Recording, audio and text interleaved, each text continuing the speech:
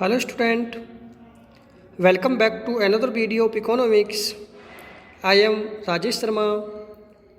देखिए स्टूडेंट, आज की इस वीडियो में हमारा जो टॉपिक होगा वो होगा इलास्टिसिटी ऑफ डिमांड, यानी कि मांग की लोच।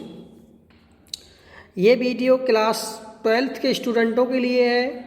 पेज नंबर 70 पे जो आपकी इकोनॉमिक्स की बुक है अभिनव प्रकाशन की 12th यूपी बोर्ड के स्टूडेंटों के लिए, उस बुक से ये टॉपिक लिया गया है, पेज नंबर 70 से।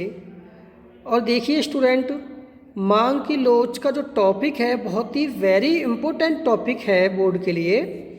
इलास्टिसिटी ऑफ डिमांड से कोई ना कोई क्वेश्चन पूछ लिया जाता है बोर्ड में, और ऐसा कोई बोर्ड एग्ज़ाम नहीं होगा या कोई भी एग्ज़ाम नहीं होगा यदि इकोनॉमिक्स का एग्ज़ाम है और उसमें इलास्टिसिटी ऑफ डिमांड से रिलेटेड कोई प्रश्न पेपर में ना आए।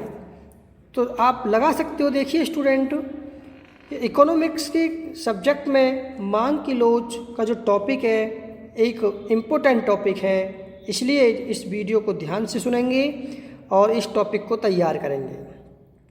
देखिए स्टूडेंट, मैं आपको बता देता हूँ कि मांग की लोच के टॉपिक समझाने से पहले आपको लॉ ऑफ डिमांड का टॉपिक समझना होगा। यानी कि देखिए स्टूडेंट, जो लास्ट वीडियोस थी उसमें मैंने एक टॉपिक कराया था लॉ ऑफ डिमांड, मांग का नियम। पहले वो आपको समझना ज़रूरी होगा। यदि वो वीडियो या वो टॉपिक आपने अच्छे से कर रखा है और आपने अच्छे से समझ रखा है तो आज का वीडियो भी आपके अच्छे से समझ में आने वाला है। यदि आपने पहला टॉपिक में कमज़ोर हो या पहला टॉपिक आपने समझा नहीं है या आपने उस पर अध्ययन नहीं किया है तो आपको यहाँ पर ये टॉपिक समझने में थोड़ी समस्या आएगी, राइट। फिर भी मैं एक बार रिवाइज कर देता हूँ कि जो आपका मांग का नियम होता क्या है, लॉ ऑफ डिमांड क्या होता है। देखिए स्टूडेंट, जैसा कि मैंने आपको बताया था कि लॉ ऑफ डिमांड, मांग का नियम, जब किसी भी वस्तु के मूल्य में वृद्धि होती है तो मांग में कमी आती है, तथा जब किसी वस्तु के मूल्य में कमी होती है तो मांग में वृद्धि होती है। यही मांग का नियम कहलाता है। तो देखिए स्टूडेंट, जैसे कि प्रोफेसर मार्शल ने बताया था मांग का नियम, कि गिरते हुए मूल्य के साथ साथ मांग की मात्रा बढ़ती है और बढ़ते हुए मूल्य के साथ साथ मांग की मात्रा घटती है। यही मांग का नियम कहलाता है। अब देखिए, मैं शॉर्ट में आपको ये इलास्टिसिटी ऑफ डिमांड को समझाऊंगा। जैसा कि देखिए स्टूडेंट, फॉर एग्जांपल आपको मैं बता ही देता हूँ कि मांग का नियम क्या होता है। जैसे सपोज करो कोई भी प्रोडक्ट है, कोई भी वस्तु है, ओके, पहले वो 5 रुपये की थी और उस समय उसकी जो डिमांड थी यानी कि मांग थी वो थी आपकी 10 यूनिट, राइट। लेकिन ये आपका प्राइस हो गया, किसी भी वस्तु का ये प्राइस, ये मांग। अब प्राइस बढ़ गया वस्तु का, 7 रुपये हो गया बढ़ करके। कितना हो गया? 7। तो मांग का नियम बताता है कि यदि अन्य बातें समान रहती हैं, बाकी की जो कंडीशंस हैं समान रहती हैं, तो डिमांड घटती है, यानी कि 8 यूनिट रह जाएगी लगभग। कितनी यूनिट? 8 या 9 भी हो सकता है, ज़रूरी नहीं है 8 हो, 7 भी हो सकता है, 6 भी हो सकता है। अब देखिए इसी प्रकार से देखिए, अगर प्राइस आपका कम होता है, 4 रुपये हो जाता है प्राइस, तो डिमांड हो सकता है 12 यूनिट हो जाए। यही तो लॉ ऑफ डिमांड बताता है हमें। लॉ ऑफ डिमांड क्या होता है? किसी भी कमोडिटी का जो प्राइस है यदि वो बढ़ता है तो उसकी डिमांड घटती है, और यदि किसी भी कमोडिटी का प्राइस कम होता है तो उसकी डिमांड बढ़ती है। ये लॉ ऑफ डिमांड कहलाता है। लेकिन आज का जो टॉपिक है वो है आपका इलास्टिसिटी ऑफ डिमांड, मांग की लोच। देखिए बहुत सिंपल वे में आपको समझाऊंगा, एक छोटे से पॉइंट में आप पूरे इलास्टिसिटी ऑफ डिमांड को समझ जाओगे। देखिए स्टूडेंट, मांग का नियम हमें ये नहीं बताता है कि किसी भी वस्तु के मूल्य में वृद्धि होने से या कमी होने से उसकी मांगे जाने वाली मात्रा में कितना परिवर्तन होता है, ओके। ये हमें लॉ ऑफ डिमांड नहीं बताता है। जैसे यहाँ 2 रुपये का प्राइस बढ़ गया तो ज़रूरी नहीं है कि ये जो डिमांड है वो कितनी बढ़ी या कितनी घटी, ठीक है। यानी कि लॉ ऑफ डिमांड केवल एक ये दिशा बताता है कि वस्तु के मूल्य में कमी होने से डिमांड में वृद्धि होती है और वस्तु के मूल्य में वृद्धि होने से डिमांड में कमी होती है। सिर्फ ये बताता है, एक दिशा बताता है, लेकिन ये मांग का नियम नहीं बताता है कि किसी भी वस्तु के कीमत में परिवर्तन होने से उसकी मांग पर कितना प्रभाव पड़ता है। ओके, जैसे एक क्वेश्चन आ जाए कि कोई भी कॉमोडिटी है, कोई भी प्राइस है कॉमोडिटी का, ये जैसे 6 रुपये था पहले और उसका प्राइस घट के हो गया 5 रुपये, तो मांग का नियम तो बता देगा। क्या बताएगा? डिमांड बढ़नी है, सीधी बात है, क्योंकि प्राइस घट रहा है तो डिमांड बढ़ेगी, लेकिन कितनी बढ़ेगी डिमांड। ओके, यानी कि किसी भी प्राइस के घटने से, यानी 1 रुपये के चेंज होने से, 1 रुपये कम हो रहा ना, तो 1 रुपये के चेंज होने से किस परसेंटेज में डिमांड बढ़ेगी, कितने प्रतिशत डिमांड बढ़ेगी, ये चीज़ हमें मांग की लोच समझाता है। ओके, आप समझाते हैं। देखिए यहाँ पे जो आपको लिखा हुआ है, जैसे कि अर्थ है, मांग का नियम बताता है कि कीमत बढ़ने से उसकी मांग घटती है, बता चुका हूँ बेटा, और कीमत घटने से मांग बढ़ती है।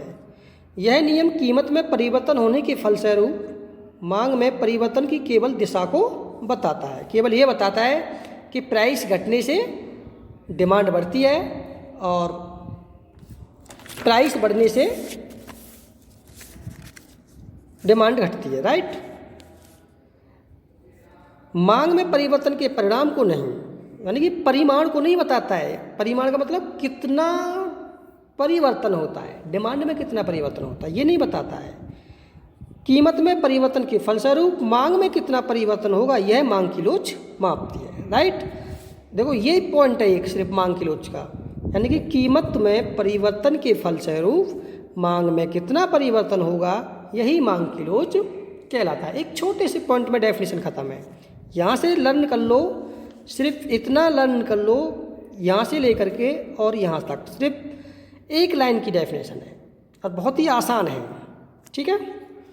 आगे फिर प्रोफेसर मार्शल ने भी इसको डिफाइन किया है। प्रोफेसर मार्शल ने कहा है मांग की लोच को समझाते हुए कि मांग की लोच अथवा प्रतिक्रिया किसी बाजार में इसके अनुसार कम या अधिक होगी कि मूल्य में एक निश्चित वृद्धि से मांग कम या अधिक घटती है। वही चीज़ निकल के आती है कि प्रोफेसर मार्शल ने क्या कहा है कि जब किसी बाजार में किसी भी वस्तु की जो प्राइस है उसमें कमी या वृद्धि होती है तो उसकी मांग में क्या प्रतिक्रिया होगी, कितनी प्रतिक्रिया होगी, राइट। अब देखिए प्रोफेसर बोल्डिंग के अनुसार बताया गया है कि किसी वस्तु की कीमत में 1% परिवर्तन होने से वस्तु की मांग में जो परिवर्तन होता है उसे मांग की लोच कहते हैं। उन्होंने कहा है कि सपोज करो किसी वस्तु की प्राइस में एक निश्चित प्रतिशत परिवर्तन होता है, सपोज करो 10% प्राइस बढ़ता है या घटता है, बढ़ भी सकता है और घट भी सकता है, तो मांगे जाने वाली मात्रा में जो परिवर्तन होता है उसे हम मांग की लोच कहते हैं। यानी कि प्रोफेसर बोल्डिंग ने ये कहा है कि सपोज करो किसी भी वस्तु के मूल्य में एक निश्चित प्रतिशत परिवर्तन होने से, जैसे 10% किसी वस्तु का मूल्य बढ़ गया, कितना बढ़ गया 10%, तो उसकी मांगे जाने वाली मात्रा कितनी प्रतिशत कम होगी। सीधी बात है, प्राइस बढ़ रहा है तो डिमांड तो कम होनी है, लेकिन कितने प्रतिशत, 8% कम होगी या फिर 12% कम होगी या 10% कम होगी।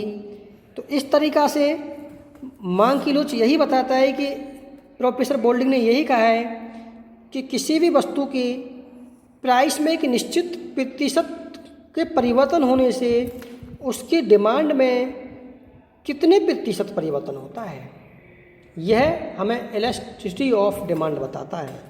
ओके स्टूडेंट्स, एक डेफिनेशन भी मैंने आपको इंग्लिश में लिख के दी है जिससे आप लर्न कर सकते हैं। बहुत ही इजी डेफिनेशन है।